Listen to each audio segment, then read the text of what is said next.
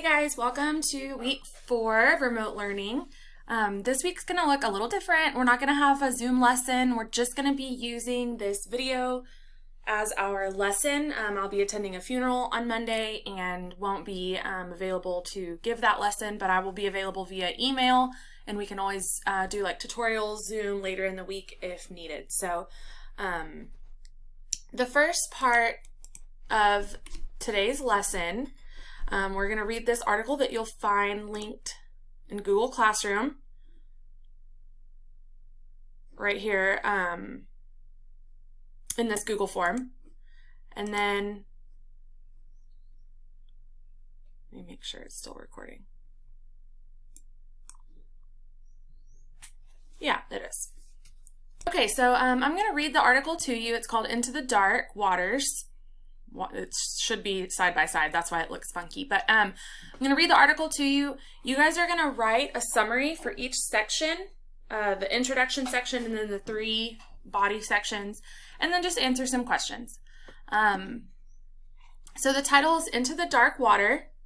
You're about to read 2 stories, which we only chose one of them, so we're just going to look at the first story, about the same famous historical event. As you read, pay attention to how the author of each gives you information about the event. Okay, so we have the Titanic. This is an old ad. We have vocab words that we'll find in bold. We have a photo here of Jack Thayer, who was the person that the passage is going to talk about. In just a few hours, the Titanic would be at the bottom of the Atlantic Ocean. Some 1,500 people, men, women, and children, would be dead. Yet at 11 o'clock that evening, April 14th, 1912, there was not the slightest hint of doom in the air. Jack Thayer, 17, had come outside to admire the brilliant sky before going to bed. The stars were shining so brightly that they reminded Jack of diamonds. The ocean was perfectly calm. All was quiet except for the steady hum of the ship's engines and the whistle of a gentle breeze. It was the kind of night, Jack would later recall, that made one glad to be alive. Indeed, this bright and curious boy from Philadelphia had much to feel glad about. He and his parents were returning from a 2-month trip to Europe. Everywhere Jack looked, he saw signs of a fast-changing world, a world made brighter by new electric lights, made faster by motor cars and powerful steam engines, and made safer by breakthroughs in science. So remember the title page, it's originally in a magazine. So this would all kind of be the first page. The Titanic, so we're still in the introduction. The Titanic was a symbol of all these changes. The biggest, most elegant, most technologically advanced ship ever built. How lucky Jack felt to be on its first transatlantic voyage. Trans means across. So that means its first voyage to go from one continent to the other across the Atlantic Ocean. Even the Thayers, a family of great wealth, were dazzled by the ship's grandeur. Their large first-class cabins were as fancy as rooms in the finest hotels.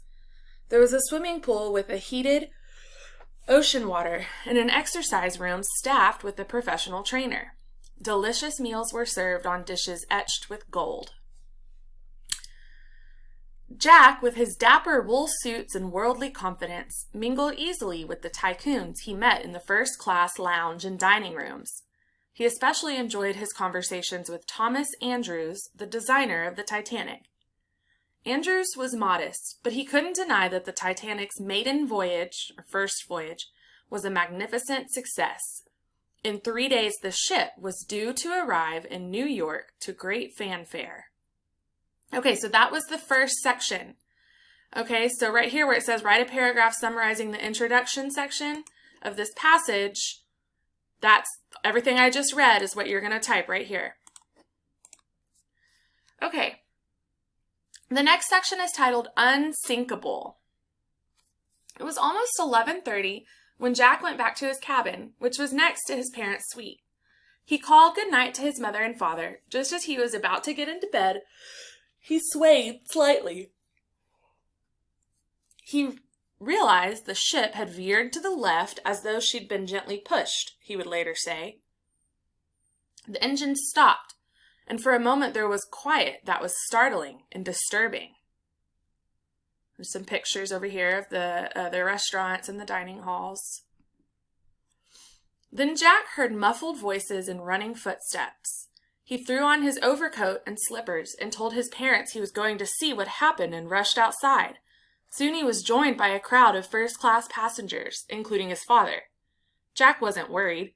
Indeed, there was a mood of adventure, especially after news spread that the ship had struck an iceberg. The men in the crowd joked and puffed on cigars as they craned their necks and squinted into the dark night. They all wanted to see the object that had dared interrupt the voyage of the great Titanic. Nobody yet thought of any serious trouble, Jack would recall. The ship was unsinkable. That's certainly what most people believed. That the Titanic's state-of-the-art safety features, 16 watertight compartments to contain flooding, would keep the ship afloat no matter what. So it was with no sense of urgency that Jack and his father roamed the ship, trying to find out when they would again be underway. But Jack and his father saw Andrews, remember he's the guy who designed the ship, standing with several of the ship's officers. Andrews' grave expression sent a stab of fear through Jack's heart. If anyone understood the Titanic's true condition, it was the man who knew the ship inside and out. And the truth was terrifying. The iceberg's jagged fingers had clawed through the steel hull. Water was gushing into the ship's lower levels. The Titanic will sink, Andrews said. We have 1 hour. That, though, was only half of the horrifying story. As Jack would learn, the Titanic had only 20 lifeboats, enough for about half the passengers and crew members. The Titanic was 800 miles from New York. The temperature of the ocean was 28 degrees Fahrenheit. Immersed in water that cold, a human body goes into shock almost immediately. The heart slows, the skin begins to freeze. Death comes within 80 minutes. For those who couldn't escape by lifeboat, there was almost no hope of survival. Okay, so that was the section titled Unsinkable, okay? So you're going to write a summary of that section right here. The next section is titled Lost in the Crowd. Jack put on a warm wool suit and a sweater. He tied on his life preserver, which is like a life jacket, and slipped into his overcoat. Then he rushed back up to the deck with his parents. What they found was confusion and deafening noise. People shouting, distress rockets being fired into the air. Jack was with his parents and his mother's maid, Margaret Fleming. They were soon joined by a young man named Milton Long, whom Jack had befriended at dinner earlier that night. The group made their way through the ship, hoping to find a lifeboat. Suddenly, they were in the middle of a surging crowd of panicked passengers. To Jack's horror, he and Milton were separated from his parents and Margaret. He searched desperately but could not find them. He became convinced that they had all boarded a lifeboat, leaving him behind, and there were no lifeboats left. Jack and Milton were on their own.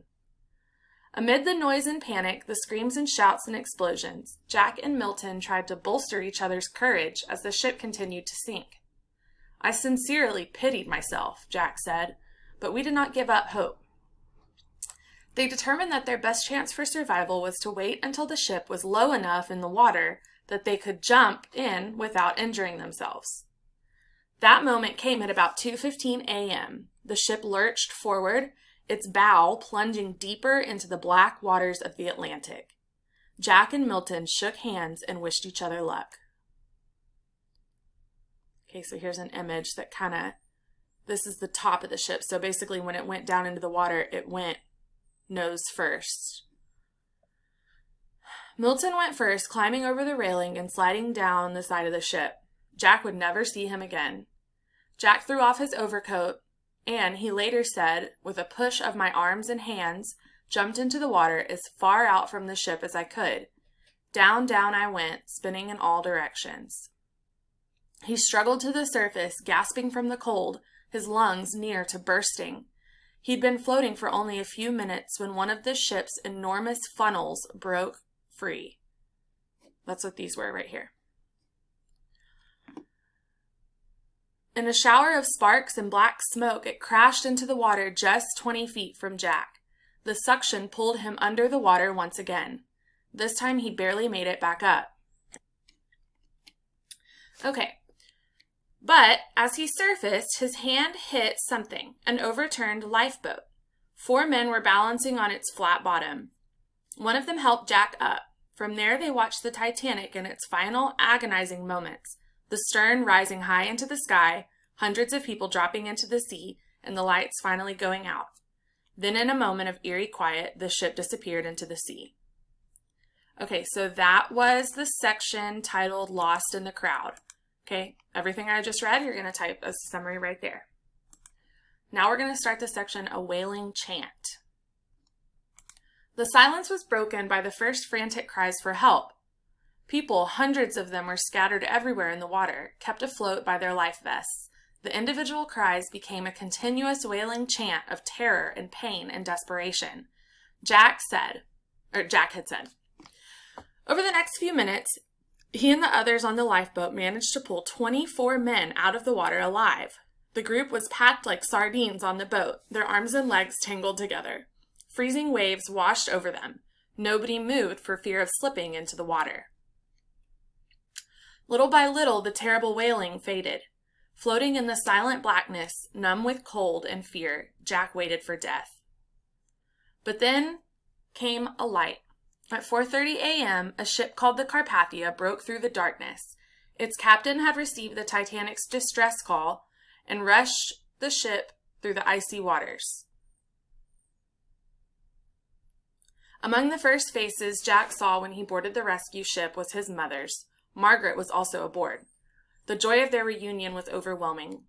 But so was the shock when Jack's mother asked a simple question. "Where's your father?" As it turned out, Mr. Thayer had not boarded a lifeboat. "Of course I should have known that he would never have left without me," Jack later said. The Carpathia, carrying the Titanic's 705 grief-stricken survivors, docked in New York City on April 18th and was greeted by a crowd of 30,000 people. Jack and his mother then returned to Philadelphia. Jack went on to marry, have 2 sons, and attain a powerful position at University of Pennsylvania. Years later, he wrote his own account of the sinking of the Titanic dedicated to his father's memory. Today, more than 100 years after the ship's sinking, stories of its survivors still fascinate and inspire. In this way, the mighty ship sails on. Okay, so the last section is multiple choice. I'm going to read these kind of fast. You can pause as you need to. The word audacious, as it is used in paragraph 11, means heroic, humble, bold, or rude. The author included quotes from Jack Thayer to create more distance between the reader and Jack, show Jack's thoughts and emotions during the event, describe what everyone was thinking while the ship was sinking, illustrate the hero that Jack was during the tragedy. Which sentence below shows that passengers were not worried at first? The Titanic's maiden voyage had been a magnificent success. There was a quiet that was startling and disturbing. Indeed, there was a mood of adventure. Jack heard muffled voices and running footsteps. Number 4, what conclusion can you draw about the Titanic tragedy from the selection? A. Only people who could swim were able to survive the night. B. Miss Thayer was angry with Jack for leaving his father. C. Ships are unsafe methods of travel and transportation. D. If the ship had had enough lifeboats, more people could have lived. Number 5, how does the organization of the selection contribute to the overall meaning? The problem-solution structure demonstrates to the reader how the Titanic tragedy could have been avoided. The cause-effect structure shows the reader who is to blame for this great tragedy. The chronological order structure creates a sequence of events that allows the readers to more easily envision what happened during the tragedy. The compare-contrast structure illustrates to the reader how much safer the Carpathia was in contrast with the Titanic. Read the following sentence. I sincerely pitied myself, but we did not give up hope. What does this sentence demonstrate about Jack? A.